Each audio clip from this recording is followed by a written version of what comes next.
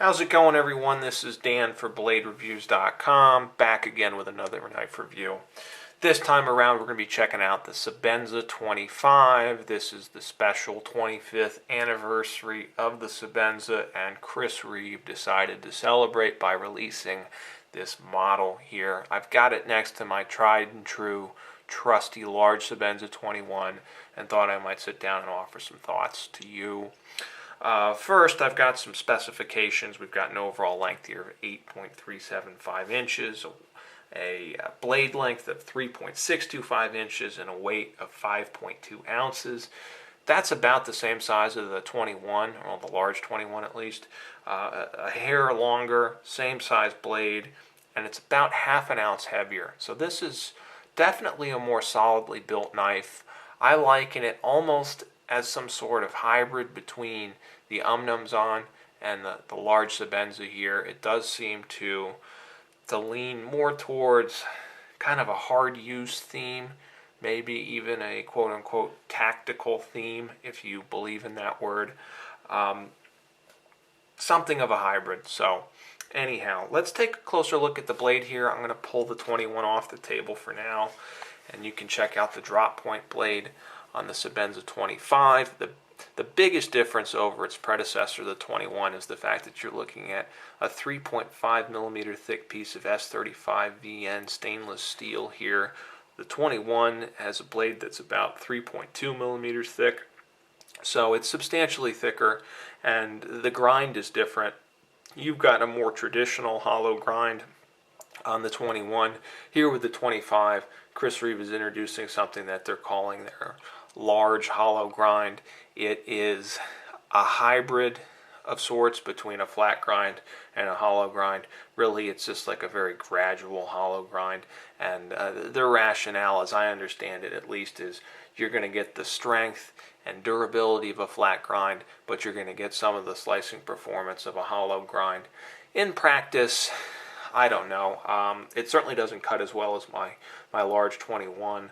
I did use this on quite a bit of cardboard, and while it cut the stuff, the cardboard that is, while it cut everything, you know, it wasn't zipping through it quite like my 21 or some of my other knives in my collection here.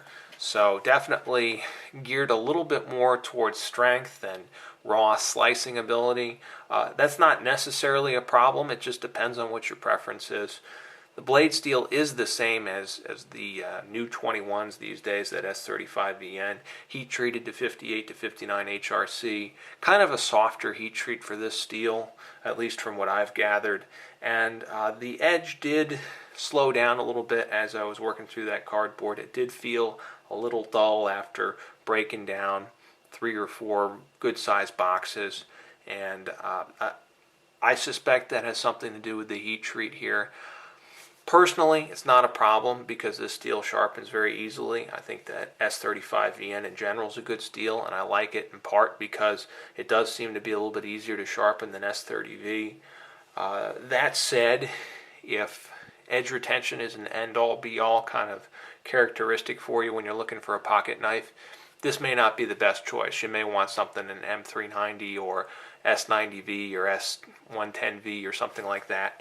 You know, a true super steel where they've really hardened it, and it's geared towards just full-on edge retention, and it's kind of a bear to sharpen. So you'll get much more of a balance here with the 25, and I don't necessarily think that's a bad thing. One other thing to notice about this blade is this interesting notch on the spine right here, not the jimping, but this notch. I don't know what that is, and I'd actually be kind of curious if anybody did know or had any ideas. Maybe they could leave a comment about that in the comment section on the video or the written review. Anyhow, let's move on to the handle here. You've got the full titanium handled goodness that you would expect from a Sebenza. The titanium appears to be maybe marginally thicker than that on the 21. Pretty comparable. The biggest differences that you're going to find are beyond these finger scallops here is the choice of hardware. You've got much beefier hardware than on the 21. The pivot is way bigger, and even the little body screws are actually a little bit more substantial They're domed and they protrude a little bit more than on the 21 there. So that's kind of cool. Gives the knife a little bit more attitude. The downside to that is that you're going to need 2 tools, not 1, to take this knife down. Of course, that is supplied in the box when you buy the knife new. But, one of the charming things about the 21 is that you could just use 1 tool and completely disassemble the knife. Obviously, you can't do that here. Construction's very good. It's a Sebenza. Another kind of interesting difference is there is no lanyard pin here. Instead, you've got this single standoff, and it looks like you can loop a lanyard around, and there's a little spot for the lanyard to lay down there. I'm not a big lanyard guy, so I really could care less either way, but I'm sure some people would appreciate that. I do prefer not having that separate standalone lanyard thing here. I think it kind of spoils the clean lines of the knife, and also you'll notice you don't have that hole in the handle, and I never really understood what that was for either, so I'm glad they kind of got rid of that. Ergonomically, you've got a couple major differences here with the 25 over the 21. Obviously, these 2 forward finger choils are going to be the things that just immediately jump out at you. I think that they're well placed. I mean, I have a larger hand, and it does work. They do settle in nicely. That said, your mileage may vary. It may not work quite as well for you. You could run into some issues here. Personally, I was surprised. It worked out well for me. I think they did put some thought into the placement, and it's probably going to work pretty well for most people. Something that may not work as well for everybody is this new jimping. It is very aggressive. I'll try and bring you in there so you can see. It's kind of like shark's teeth, extremely sharp when you compare it to the relatively mild jimping of the 21 here. I thought that this jimping was pretty much perfect. Good blend of indexing your finger and offering a little bit of traction and control, and then not being overly aggressive. This is kind of like topping the knife with a piece of razor wire. It bites in. I think it's too much, and I wish that they didn't include this on the 25. It does give it a more aggressive look, and maybe if you're using gloves, it's not that bad, and it may actually be a significant improvement with gloves.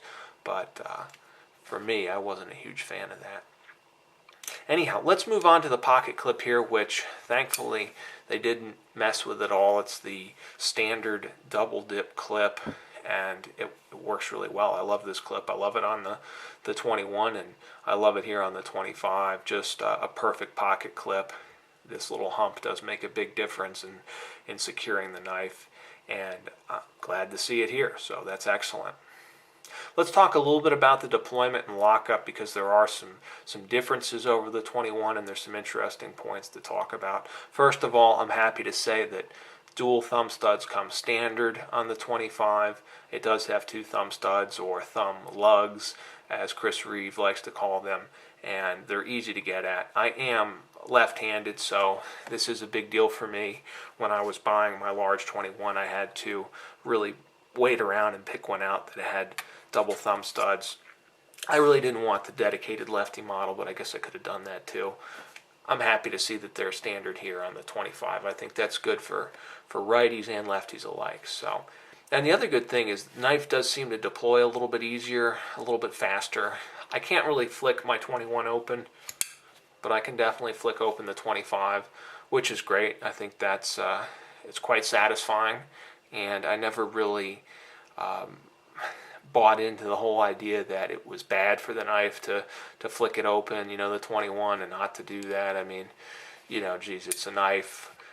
It's supposed to be used. I guess some people argue that's abuse. I don't want to start World War III over that, but I do like the ability to flick the knife open, and the 25 lets you do that. Apparently, Chris Reeve did install some larger phosphor bronze washers in here. The idea is that they're going to carry more grease and I suppose have lower friction distributed over a greater surface area, yada yada yada. Whatever it's going to do, it's going to make it smoother. Maybe that combined with the bigger pivot has something to do with it, but you definitely have a knife that is smoother and easier to deploy, and I think that that's a significant upgrade over the 21. I'm very pleased with that. Now lockup is also a little bit different here. You actually have a ceramic ball detent that does double duty as a ball detent to hold the blade in the closed position, and then it also interfaces with the tang of the knife and is kind of like a lock bar insert here, just like on the Umnumzon. So actually that ceramic ball detent butts up against the tang of the blade and not the titanium itself. I think that's good because sometimes these titanium frame locks can wear out. The different hardnesses of the metals, they don't always play together very well. Ceramic's obviously much harder, and it's going to stand up to the hardened steel blade a little bit better. Not that I've ever really had any issues with any of my Sebenzas or titanium frame locked Chris Reeve other knives that don't have ceramic detents, but it's an interesting upgrade here and kind of a subtle difference between the 25 and the 21, so worth mentioning, I think. Anyhow, that pretty much takes us through the features, the specs, all the kinds of nuts and bolts of the 25. Parting remarks, I mean, I think that the 25 is a nice knife on its own. It is basically an overbuilt Sebenza 21, like I said before. The jimping I could really do without, but I think everything else is pretty cool.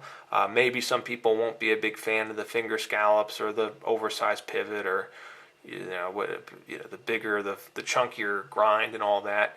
To me, it's not such a big deal. It's not such a big difference, and it kind of leads me to my point here that the knife isn't terribly different from the 21, and that may be a disappointment to some. It may kind of seem like Chris Reeve is resting on its laurels there a little bit, or maybe that's not the case, but I can't really justify having both of these in my collection, so I think I'm going to get rid of one of them.